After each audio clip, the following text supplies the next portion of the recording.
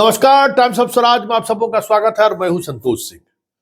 और आज हम टाइम्स ऑफ स्वराज में बात कर रहे हैं कि पिछले 72 घंटे से जो खेला हुआ बिहार की राजनीति में, अब उस खेला को लेकर अब दंडात्मक कार्रवाई शुरू हो गई है और अब चिन्हित किया जा रहा है कि इस खेला के पीछे कौन है मास्टरमाइंड। हालांकि सदन में आज सम्राट चौधरी ने कुछ उसी अंदाज में अपनी बात को भी रखा था कि जो भी 5 लोग नहीं हैं उन पर इस तरीके की का एक्शन होगा कि वो याद रखेंगे। जैसे लगता है कि वो बहुत बड़ी वो विधायक नहीं हो, किसी विभाग का किरा नहीं और चपरासी हो, उसी तरीके से उसी मर्यादा का ख्याल रखते हुए वो अपनी बात रख रहे थे। चलिए बात क्या रखे जरा वो सुन लीजिए, क्योंकि एक्शन बड़ा जबरदस्त हुआ है। जरा पहले देख लीजिए कि सम्राट चौधरी कह क्या रहे थे। और आपको स्पष्ट तौर पर बताता हूं, ये जो 5 विधायक हमारे गायब हुए हैं ना, एक का इलाज करूंगा, गलतफहमी में मत रहिएगा।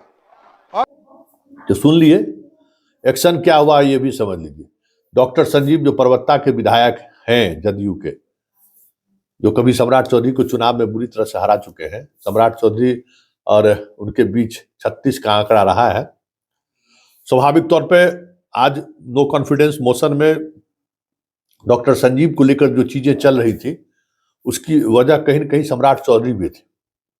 खैर, डॉक्टर संजीव पर जदयू के विधायक के द्वारा ही 2 जदयू के विधायक बीमा भारती और दिलीप कुमार राय के अपहरण करने का एफआईआर दर्ज किया गया है।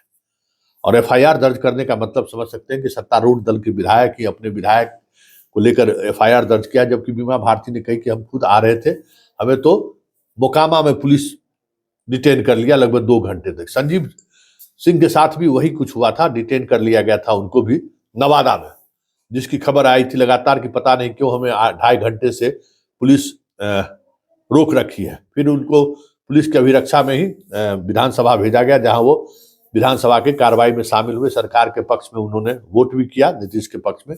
लेकिन कहीं न कहीं मानना है कि इस खेल के पीछे जो कुछ भी 5 विधायक एनडीए के नहीं आए हैं, उसके पीछे बड़ी भूमिका अगर है किसी की तो वो डॉक्टर संजीव की है। डॉक्टर संजीव पर एफआईआर दर्ज हुआ है। इंजीनियर हैं वहां से नालंदा वाले, उन पर एफआईआर हुआ है। एक राय जी हैं जो ठेकेदार हैं, उन पर एफआईआर दर्ज हुआ है। इन लोगों को कहा जा रहा है कि ये लोग फिनांसर हैं। अब देखिए जांच में क्या बात सामने आती है।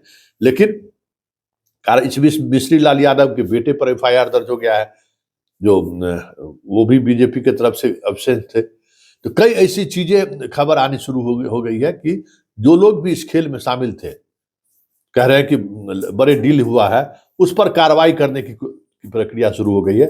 अब देखना यह है कि इस कार्रवाई का साइड इफेक्ट क्या होता है, क्योंकि नीतीश कुमार इतने बड़े मार्जिन के साथ सत्ता में नहीं है जो इस तरीके की कार्रवाई वो कर सके। वैसे देखिए इस कार्रवाई का असर क्या होता है। लेकिन अब ये बातें आने शुरू हो गई है कि आरजेडी की तरफ से भी जो 3 विधायक क्रॉस किए हैं उनकी सदस्यता समाप्त होनी चाहिए।